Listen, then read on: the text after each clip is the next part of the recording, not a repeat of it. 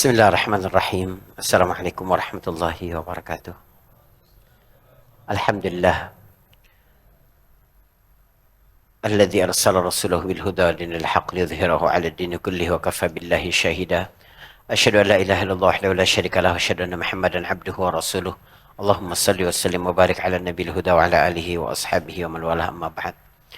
Ikhwani wa akhwati, jamaah salat zuhur Masjid Al-Maghfirah in rahmatillah subhanahu wa ta'ala. Saya izin hari ini tidak melanjutkan kajian sirahnya.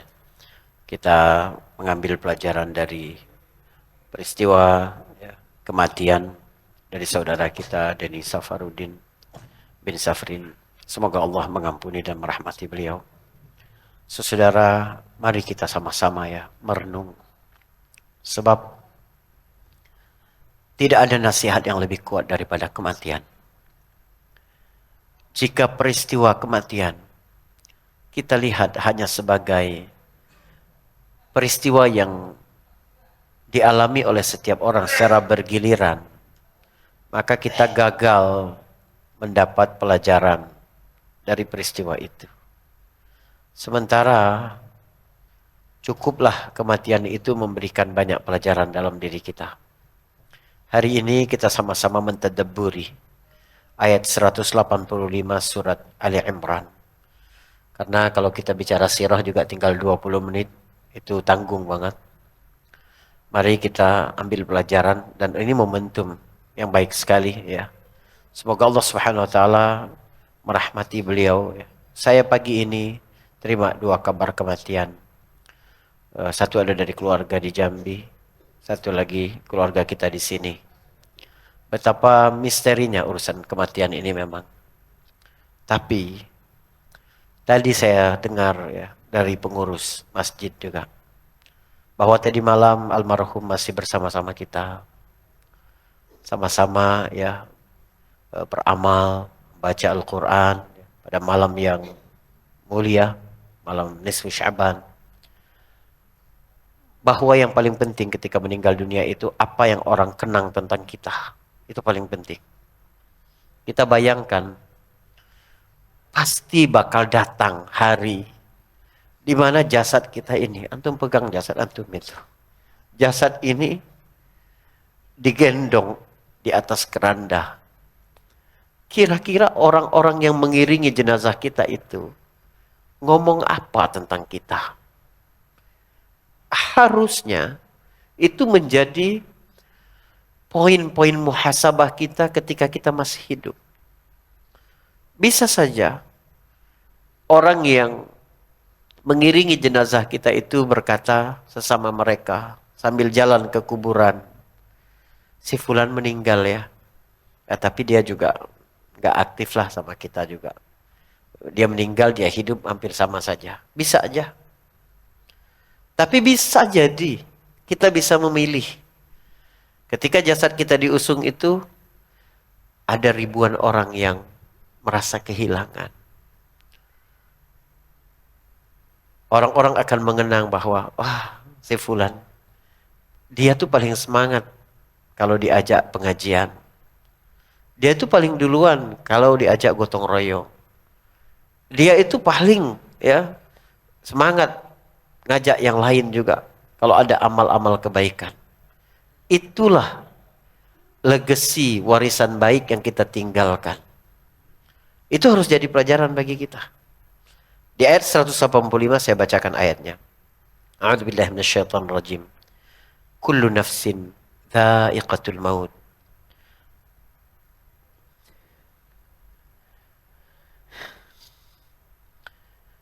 Wa innama tuwaffawna ujurakum yawmal qiyamah. Faman zuhziha 'anil nar wa udkhilal jannah faqad faz. Wa mal hayatud dunya illa mata'ul ghurur. Setiap yang memiliki nyawa, setiap jiwa akan mencicipi rasa kematian. Perhatikan cara Allah berkata kepada kita.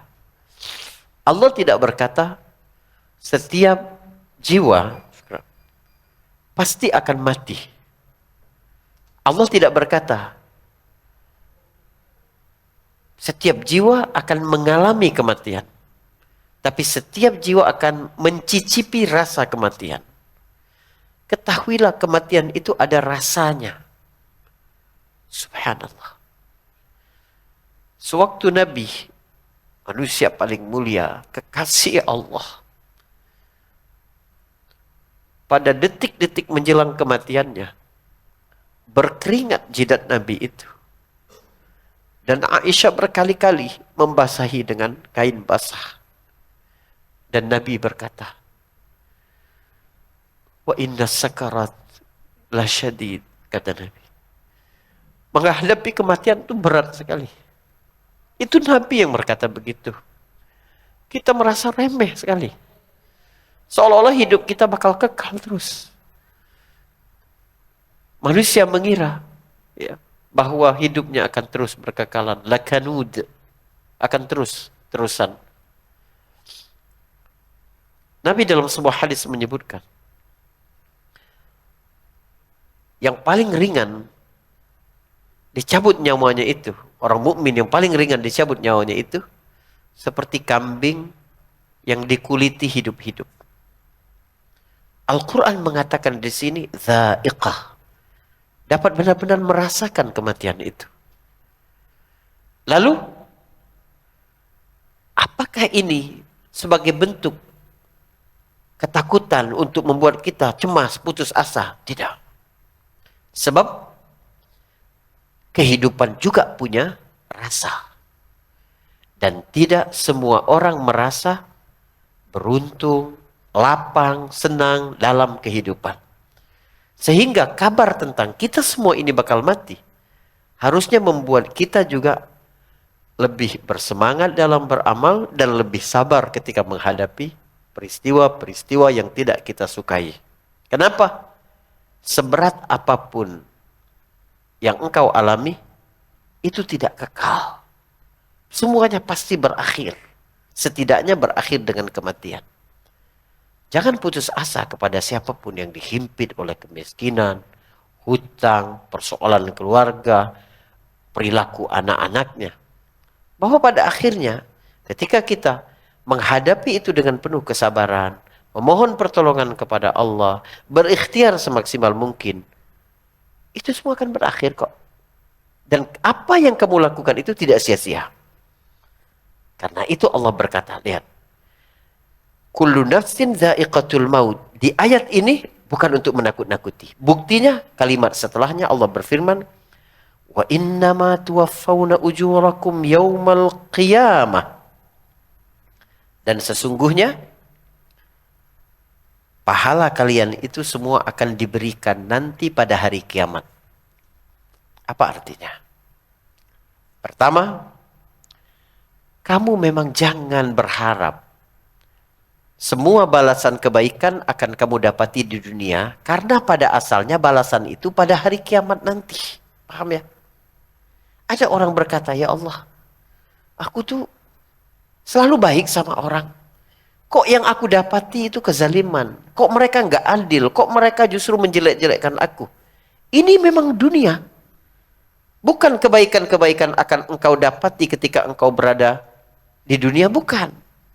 Sebab pada asalnya balasan itu nanti bakal kamu dapati di akhirat. Jadi, Rasul SAW berjuang, berdakwah, berkorban, apapun untuk Islam. Apakah hidup Nabi tidak susah? Susah. Nabi menjalani kehidupan yang berkekurangan. Untuk makan pun mereka harus kadang 2 hari sekali. Pernah 3 kali bulan sabit tidak pernah masak. Bertahan hidup hanya dengan kurma dan air putih. Apakah Allah tidak sayang dengan Nabi? Oh tidak. Allah sayang dengan Rasul. Tapi memang dunia tidak menjanjikan apapun bagi kehidupanmu. Tidak. Kita menjalani kehidupan di dunia ini untuk misi besar. Bagaimana menyempurnakan penghambaan kita kepada Allah. Hamba yang sempurna itu adalah yang taat dengan aturan-aturan Allah dan ridha dengan apapun ketentuan dari Allah Subhanahu wa taala. Ini bukan berarti pasif. Bukan berarti hidup kemudian seadanya, bukan. Kamu wajib berjuang semaksimal mungkin. Sebab seluruh perjuanganmu mungkin tidak kamu dapati hasilnya di dunia, tapi di akhirat nanti pasti, pasti. Tidak ada yang tertinggal, sedikit pun yang kamu kerjakan, Allah akan balas. فَمَنْ يَعْمَلْ مِثْقَالَ ذَرَّةٍ خَيْرًا يَرَهُ وَمَنْ يَعْمَلْ مِثْقَالَ ذَرَّةٍ شَرًّا يَرَهُ. Tuwaffawna, dipenuhi. Allah tidak curang sedikit pun. Gak mungkin apa yang kita lakukan itu lalu hilang, itu tidak mungkin. Nah, lalu di ayat ini Allah menyebutkan, mana sih ukuran kesuksesan di dunia itu? Apakah ukuran sukses di dunia itu banyak aset? Apakah hidupnya selalu bahagia? Selalu berkecukupan? Tidak.